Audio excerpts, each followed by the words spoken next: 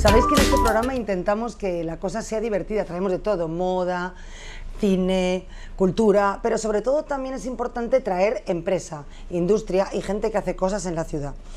Hace muchos años que conozco a Iván, por múltiples motivos, es un buen amigo, pero sobre todo lo que es alguien que representa, por lo menos para mí, y te lo digo en serio, Iván, por lo menos aquí tenemos a Mario guapo, ¿eh? ¿Has visto? Hemos tenido un personaje guapo. Sobre todo representas eso que llamamos la gente que hace tejido industrial, empresa, derecho, sociedad, no sé, esa gente que llamaban los prohombres en el siglo XIX y que realmente le siguen siendo, porque sois las personas que desde la no pertenencia a la política o a la institución hacéis que la ciudad funcione. Sí, bueno, pues toma, la ¿has verdad visto? es que ¡Qué muchas pedazo! gracias por esa presentación, es una presentación exquisita y además pues que agradezco profundamente porque lo cierto es que uno hace lo que cree que debe hacer, ¿no? Y sinceramente yo creo no en los prohombres pero sí en las prosociedades, en las sociedades que se mueven y que se construyen gracias a las personas, y yo creo que aquí tenemos una materia prima buenísima para hacer y construir una gran sociedad. Y bueno, nosotros... Mira, me anima que me digas eso, porque es que ¿sabes qué ocurre? Yo salgo a la ciudad últimamente y se me quitan las ganas. Bueno, pero... Algunas cosas que digo, pero ¿qué le pasa a esta ciudad? Tú sabes que yo soy una persona muy optimista. No, yo también, aquí nos hemos juntado dos óptimes, pero vamos. Estoy convencido de que tenemos muy buenos ingredientes para construir una gran sociedad y yo creo que parte importante de esa construcción está en la iniciativa empresarial y en lo que los empresarios somos capaces de hacer. Bueno, tú has sido presidente de Jovenpa. Sí, yo he sido presidente. Bueno, y de Fundeum. Sí. Y yo que sé, me he leído el currículum, tienes 9 máster o algo así. Bueno. Yo es que le perdí la pista una temporada, pero, jolín, te has hecho 9 máster en no sé cuántos años. Bueno, lo importante es... No, sinceramente, te tengo que felicitar. O sea, he leído el currículum esta mañana y se lo decía a la gente de producción. Digo, vaya tela, ¿no? Tienes 9 máster. A ver, hagamos un repasito. Que no es importante, oye, cuando se estudia es importante que la gente lo sepa. ¿Cuántos tienes? ¿6, bueno, 4, 5 másters? No. He visto tantos, como 5, ¿eh? No tantos. Sí, yo conto 5. Tampoco me contó 5. Aparte del doctorado, profesor emérito ahora mismo, ¿no? Honorífico. Honorífico. ¿En mercantil, qué? De Derecho Mercantil. He estado 12 años, afortunadamente, dando clase en la Facultad de Derecho con Esperanza Gallego, en el Departamento de Mercantil, y siempre estaré muy agradecido a esa etapa y ahora, bueno, sigo vinculado como profesor honorífico. Y aparte, ¿dónde estás más de profesor? Porque he leído algo más de profesor. Bueno, participo en un montón ponencias, foros, seminarios. Sí, en varios, máster, programas de doctorado, posgrado y bueno, afortunadamente la actividad docente es algo que uno hace porque le apasiona, ¿no? Y afortunadamente pues tengo oportunidad de hacerlo en diferentes países y para mí es una de mis grandes hobbies, es uno de mis grandes hobbies. O sea, viajas a dar conferencias internacionales. Sí. Bueno, lo que sí noto es que la universidad, es cierto, y la clase, digamos, cultural de la ciudad es muy habitual de viajar, no tiene traumas, eso sí que es cierto, ¿no? Aquí hay un intercambio absoluto de flujos de cultura, ¿no? Y eso me encanta. Sí, yo creo que vivimos en una tierra de gente muy emprendedora, ¿verdad? Entonces, tanto los empresarios, pero también nuestros profesores y nuestros académicos, pues son personas relevantes y emprendedoras y viajantes, y nos movemos por todo el mundo y de eso se aprende muchísimo. Yo digo que en cuanto te subes en un avión empiezas a aprender. Solamente esa desconexión de esas horas iniciales sin atender teléfonos y estar solo contigo mismo, pues la verdad es que es un momento de serenidad del que se aprende mucho también, ¿no? O sea, que eres de los que le gustan las horas de avión, como a mí. A mí me encanta. Sobre todo porque no hay móviles, sí. No te pueden llamar, ni tú puedes, aunque quieras, no te queda otra que relajarte. Desde luego que sí, y lo que se aprende viajando y viendo otras culturas y cómo otras empresas, otras sociedades solucionan problemas que muchas veces son comunes en muchos territorios, pues te ayuda a aprender y a seguir creciendo. Bueno, aparte de todo, eres también escritor. ¿Cómo se llamaba ese libro? Es otro hobby. No es un hobby porque estaba muy bien. ¿La aceituna? Aceitunita de hueso al plato. Eso. Sí, la verdad es que... Pero en realidad es una metáfora. Sí, bueno, la verdad es que he escrito otros libros, pero no ese es uno de los más conocidos, y sí que es verdad que es el que más se vendió, ¿no? Se agotó la primera edición y la idea era fomentar el espíritu emprendedor en los niños desde los cuentos infantiles clásicos. Qué buena ¿no? idea. Garbancito, El gato con botas, El príncipe valiente. Generarles ahí el input del negocio, no, de emprender ideas. No me refiero al punto mercantilista, no me refiero al tema económico, no seáis malos. Me refiero al tema de que los niños empiecen a tener ideas y desarrollarlas.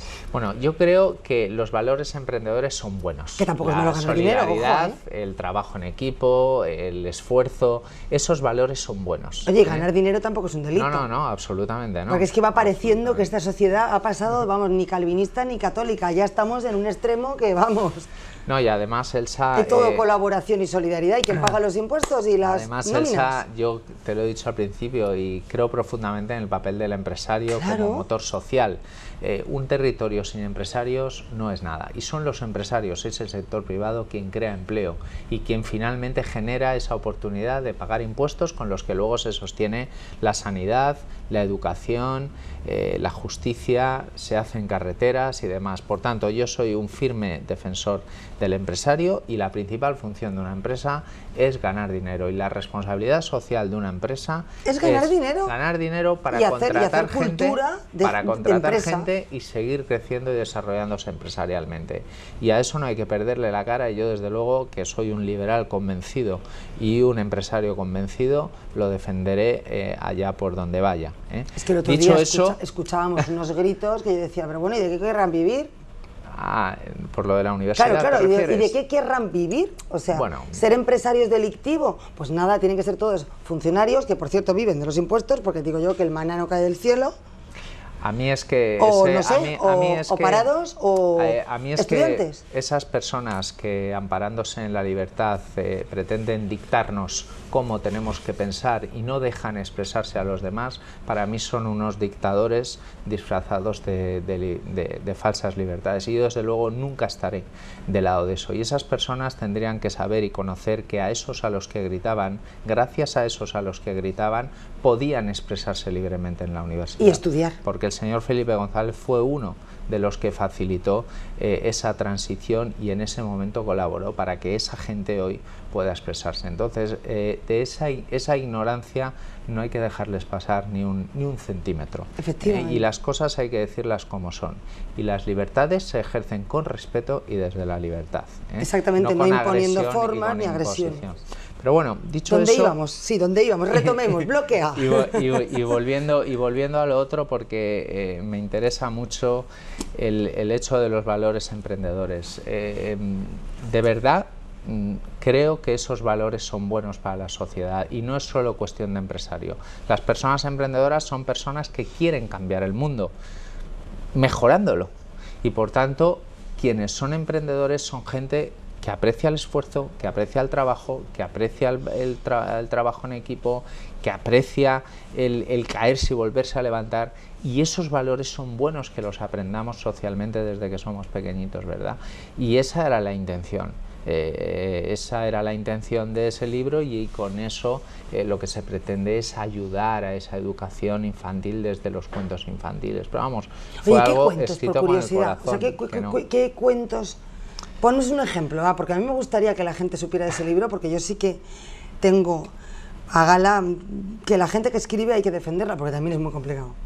Bueno, sí. Yo el sábado me quedé en blanco delante de la página, y luego me salió un artículo muy divertido, pero vamos, las 3 horas no me las quitó. Eso que la gente piensa, no, ¿qué te sale? Perdona, 3 horas así. Sí. 3 líneas borraba, sí, 3 líneas. Que imagínate un libro. Es la inspiración, sí. La musa esa que baja trabajando, claro. Desde luego. Ese libro ahora se agotó la primera edición y está disponible en Universia gratuitamente. ¿En la plataforma? En la plataforma de Universia gratuitamente, porque hubo unos países en Latinoamérica que querían usarlo con fines educativos, y al final decidí hacerlo así, y está gratuitamente accedido. O sea, ¿lo donaste? Lo doné plenamente, ¿no?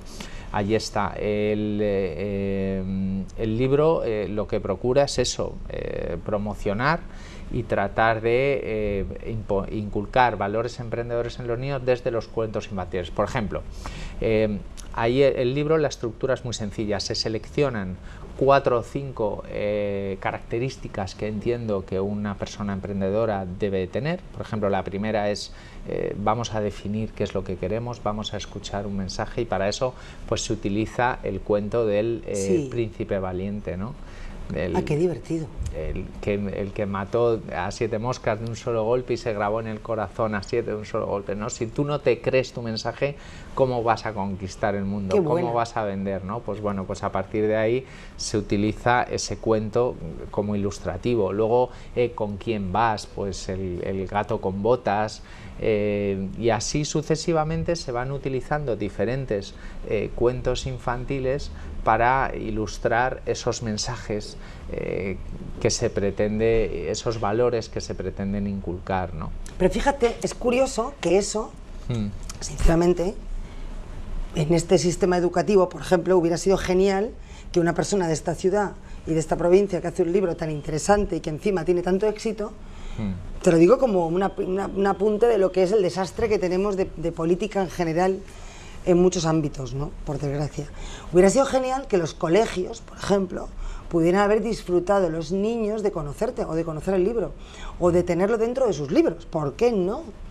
Para emprender otros valores que no sea solo el clásico de manual de lo que corresponde y toca, que por cierto cada día es más penoso. Te lo digo sinceramente, no sé, mi hijo no sabe, el otro día le tuve que explicar quién era Ulises, con 15 años. Mi padre comiendo decía, impresionante, digo, es lo que hay. Bueno, lo cierto es que sí que es verdad que he tenido oportunidad de ir a muchos colegios, a muchas universidades, a ayudar en este sentido, pero vamos, bueno, a veces a uno en casa pues es que no, es lo que no te iba lo a decir, en tierra, por eso te digo, es lo de nadie profeta en su tierra. Pero bueno, da igual, lo importante es que son pequeñas cosas, tampoco es tan importante. Y lo del título aceitunita de hueso al plato, pues es un dicho de aquí de la montaña alicantina que quiere decir aceitunita de hueso al plato, una cosa detrás de otra, ¿no? Y es lo que me decía mi padre cuando me veía muy alterado, muy nervioso, porque quería hacer muchas cosas a la vez, me decía, Iván, una cosa detrás de otra, ¿no? Aceitunita y hueso al plato, y luego sigues, ¿no? Ese libro nace en 2010, que era un momento de inicio de crisis, y que recordarás pues que se hablaba mucho de las crisis de los valores en ese momento. Crisis, what crisis, Dios mío, qué horror. Y que estábamos muy alterados todos, ¿no? Entonces, yo creo que al final las fórmulas de hace 100 años, de hace 50, funcionarán dentro de 50, y al final hay cosas muy importantes en la vida, y concentrarte en lo que estás haciendo, saber del valor del trabajo, del valor de ese esfuerzo, esas fórmulas siempre van a funcionar. Pero estarás conmigo en que si ha habido nerviosismo y tensión, es porque es cierto, vamos, lo digo por experiencia propia, es imposible concentrarte y ha habido que sacar una fuerza interior dramática para poder concentrarte cuando la tesorería tiene cero liquidez. Quiero decir, cuando de repente estás en una empresa que funcionaba y haces ¡prank! Y dices, a ver, ¿cómo quieres que yo piense si tengo que estar entre media hora buscándome la vida para llegar a la cuota de yo que sé, ¿sabes? O a pagar no sé qué, o a que no me hagan pam con la luz y mañana no trabajo. Es que eso, por ejemplo, ha generado, lógicamente, pues una sensación de estrés brutal. Sí, ya no es una cuestión filosófica, es práctica, o sea, metafísica no, real. ¡Pam! ¿Sabes? Y tú dices, ¿cómo le doy al ordenador? ¿Cómo le doy? Absolutamente. Y yo creo que al principio de la crisis muchos decíamos, o mucha gente decía, no, es que hay empresas que no han hecho los deberes, tal, que va. Al final el tsunami se llevó por delante un montón de gente muy trabajadora y gente que lo había hecho muy bien. Sí que es cierto, hemos pasado desgraciadamente por un máster tremendo, ¿no? Y que todavía afecta a muchísimas familias y a muchísimas personas. No, a mí por la crisis sigue estando, ¿eh? A mí por eso cuando me preguntan, no, ya ha pasado, digo, no ha pasado esto, no ha pasado. Es que me muerde la risa. Todavía tenemos que trabajar mucho para solucionarlo, ¿no? Pero bueno, de todos modos... estarás que no ha pasado. No. Por mucho que lo diga Mariano, o sea, me da igual lo que diga Mariano, yo le quiero mucho, pero no ha pasado. Habrá pasado en ciertos estamentos. O en ciertos niveles de la empresa española, pero la realidad cotidiana de las pymes, un desastre.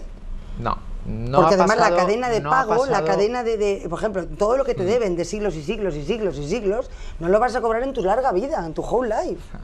Con lo cual estás generando nuevos inputs que todavía no cobras, y un agujero que parece la cima ¿sabes? El abismo de los cráteres y un ministro de Hacienda que no te perdona ni por respirar. Bueno, la verdad es que eso es así, como dices, yo coincido contigo, Elsa, pero sí que es verdad que ahora el panorama es... Hombre, que lo han hecho mejor que los anteriores, no cabe la menor duda. No, el panorama económico, el panorama internacional, la verdad es que ves mucha más alegría, ves muchos más proyectos, y entonces pues eso tenemos que saber aprovecharlo. Tenemos que ser conscientes también que estamos en un momento muy delicado.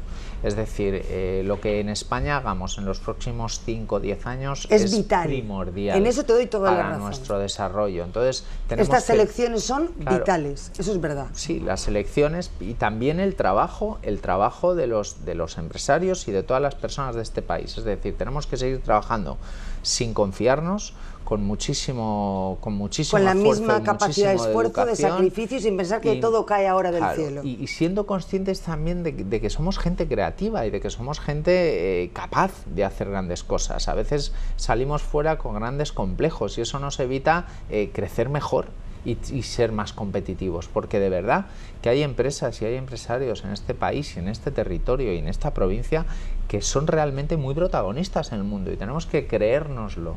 Pero que aquí tampoco los tenemos tan en cuenta, por desgracia. O sea, aquí hemos traído mucha gente y el otro día, perdóname que te haga esa pregunta, pues es comprometida, pero yo te la tengo que hacer. O sea, el debate aquí era, pero bueno, ¿qué pasa que en las instituciones clásicas del empresariado alicantino hay gente que no existe y está facturando lo que no está escrito? O sea, y ni la llaman, o sea, no es que no quieran estar, es que ni le llaman. Quiero decir, no existen, no se les llama y no se les pregunta. Entonces, al final uno va a la noche de la economía alicantina y los de siempre, creo que puede variar un 2%, más o menos, y con suerte. Dices, ¿y los de Hawkers? Perdona, ¿y los otros? ¿Y estos? ¿Y los de la robótica? Porque por ejemplo, en Jovenpa, por ejemplo, sí que es cierto que vuestros premios reflejan mucho más, te lo digo de corazón, la realidad económica actual. Bueno, yo primero estoy encantado que me digas nuestros premios, porque ser parte de Jovenpa después de que hace tantos años que dejé de estar allí, porque estás uno joven, al final no te pierde la juventud aunque siga siendo empresario, pues muchas gracias por eso, ¿no? Realmente están haciendo un gran trabajo y creo que es una organización muy digna. Pero hay otras asociaciones empresariales, como la Asociación de la Empresa Familiar, que preside Paco Gómez, que está haciendo un excelente trabajo, ¿no? Y creo honestamente también en la Fundación Universidad Empresa, que también está haciendo... Sí, y en la Cámara de Comercio, que un buen trabajo. Que es a la que me refería, con eso que hacemos. En fin, yo es que yo nadie creo quiere que hablar de eso, pero alguien tendrá que poner el cascabel al gato algún día. Mira, yo creo como que soy valiente, ya lo sabes, pues lo digo. ¿Qué hacemos con ese diplodocus? Yo te digo tres circunstancias que creo que afectan a esas instituciones. Porque eso es un diplodocus. Más clásicas. Sí, llámalo correctamente. El primero yo lo llamo diplodocus, tú clásica. El primero es el respeto institucional. Yo creo que tenemos que tener un respeto por las instituciones. Yo lo tengo. Y muchas veces no encuentras personas que no lo tienen. Pero no te estás refiriendo a que lo del millón diplodocus. No, en absoluto, yo no. Pero digo porque es cierto que está anquilosado, independientemente de los que hay dentro lo intentan hacer y me consta todo lo mejor que pueden. No tiene nada que ver. Bueno, yo creo que las instituciones tienen que actualizarse conforme a los tiempos que corren y saber operar y saber tener un sentido nuevo. Si por una de esas llega un momento en que las instituciones en las que estamos, a las que pertenecemos o a las que no, dejan de tener sentido, pues lógicamente no pasa nada, porque las cosas ocurran o existan en un momento determinado y dejen de existir en otro. Eso es lo que yo pienso, pero primero te digo el respeto a las instituciones. En segundo lugar, yo creo que en esta provincia especialmente falta visión a largo plazo. Es decir, hay personas que tienen una serie de ambiciones que quizás las confundan con el sentido común o la utilidad pública de las instituciones en las que están. Genial. Y entonces ya nos vamos entendiendo. Tienen que, tenemos todos que saber coordinarnos y saber cuál es el sentido de las cosas, dónde estamos y de las instituciones a las que representamos. Y en tercer lugar, saber que nosotros estamos absolutamente de paso. Los que nos toca ser presidentes de esta organización o de esta otra, o secretarios generales o lo que sea, estamos absolutamente de paso. Es decir, no nos podemos quedar toda la santa vida en lo mismo. Yo lo primero soy empresario. Exacto. Si en algún momento estoy de presidente de Jovenpa o de presidente de Fundeo, no es algo circunstancial, pero la institución está por encima de mí. Y yo, cuando hago algo, tengo que pensar en la institución, no en Iván Sempere. Y eso creo que habría que extrapolarlo a otras muchas organizaciones. Dicho eso, conflictos como el de Cepime y Coepa. Bueno, es que esa demás, es la otra, también lo estoy viendo hoy en el periódico. Es absolutamente patético y fuera de lugar. Me y a mí, alegro que como lo saques, alicantino, porque yo hoy también como alicantino me avergüenza. Y a mí me avergüenza que eso ocurra, y me avergüenza tener representantes que estén en esas lides y no en otras, porque aquí hay muy buenos empresarios y lo que tenemos que estar es trabajando en positivo, juntos y no desunidos como está ocurriendo. Y si el problema es un problema de personas, esas personas tendrán que tener la altura de saber dejar paso a otras personas, a quienes correspondan, y que esas otras personas puedan arreglar las cosas. Pero eso lo que no puede hacer es que arrastre a la muerte a las instituciones. Y eso es como pienso, y eso es lo que digo, Elsa. Yo creo que aquí estamos de paso y que nadie somos nada, sino que a veces estamos, y a veces se ve que, como no tenemos como en inglés un verbo to be para decir lo mismo, confundimos el ser con el estar. El ser con el estar. Eso sí que ha sido buenísimo, el to be. Sí, no. Oye, por cierto, Padima, que no me quiero ir sin hablar de ti con Padima, porque si hay algo interesante es ese pedazo de empresa, por ejemplo, que tienes, que es un gabinete de derecho dedicado a la propiedad intelectual. Si no me equivoco. Bueno, hay ingenieras, hay responsables de publicidad, hay economistas, hay... Bueno, hay y aparte eres perito, tú eres perito específicamente... Sí, de propiedad intelectual. Bueno, es un gran equipo. Un pleito en el que coincidimos, yo en un lado y tú en el otro.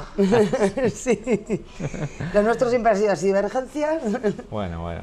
Bueno, te gané yo. La verdad es que estoy orgullosísimo de mi equipo. Era un 10, te lo tengo que decir. No, lo digo sinceramente, sí. Tenéis un equipo muy, muy bueno. Estoy muy orgulloso del equipo y son ellas al final las que consiguen los resultados que están consiguiendo y que seamos capaces de movernos en ese plano tan internacional en el que estamos. Pero cuéntanos exactamente qué hace Padima. Bueno, Padima es una firma especializada en poner en valor la creatividad y la propiedad intelectual. Yo creo que hoy el mundo está compitiendo, todas las empresas compiten con todos en todo el mundo, y ahora hay tratados que están llevándonos a que los americanos puedan venir aquí, nosotros podamos ir allí, en fin, tendemos a la globalización. Entonces, el diferenciarte en el mercado con tu innovación, con tus signos, con tus diseños, con tu creatividad, es algo muy importante para poder decirle a los consumidores y convencerles de que te compren a ti en lugar de a otro. ¿Quién se ha llevado mi queso? Nosotros lo que hacemos es proteger esa creatividad, esa diferencia y ponerla en valor. Nosotros cuidamos de la diferencia de las empresas. Tú proteges la diferencia para que legalmente tenga un valor y no la toque nadie. Y ahí la propiedad intelectual cumple un papel esencial. Entonces, en nuestro equipo no solamente hay abogadas y abogados, hay ingenieros, hay especialistas en publicidad. Sí, claro, porque tendrán que delimitar exactamente cuál es el valor a proteger también del branding. Hay economistas, hay especialistas en valoración de activos intangibles, y hay todo, muchos y muchas muy vinculadas al mundo académico universitario, y trabajamos y tenemos clientes de todo el mundo, a veces multinacionales, a veces pequeñas empresas, pero bueno, ese expertise y ese conocimiento es el que procuramos aplicar con el máximo interés, el máximo detalle. Estemos hablando con uno muy pequeñito o uno muy grande, o sea, el nivel de calidad y de interés que aplicamos siempre es el mismo. Y a mí me apasiona, pues sabes, no se nota nada. Te conozco muy bien y sé que te apasiona. Que me aburría el derecho y sí, te aburría y mucho. Muchísimo, de verdad. Nunca pude imaginar que podría llegar a dar clase en una facultad de Derecho, pero esto de la propiedad intelectual, que tiene que ver con creatividad y que te abre la mente muchísimo, y que un día estás viendo un tema químico, otro día estás viendo una invención textil o del mueble y demás, pues la verdad es que me apasiona. Y luego trabajar en ayudar a poner en valor el diseño, la creatividad, el trabajo de nuestros empresarios, pues eso todavía me apasiona y me ilusiona más, con lo cual estoy encantado de mi trabajo y de mi equipo, y seguimos no se te nota la nada, máxima ambición. Nada de nada, ¿te brillan hasta los ojos? Bueno, y trabajas, supongo entonces que tendrá mucho que ver también con la OAMI, ¿no? Sí, la UAMI es una oficina pública Es en una la de las que, instituciones que la ciudad sigue todavía no conociendo.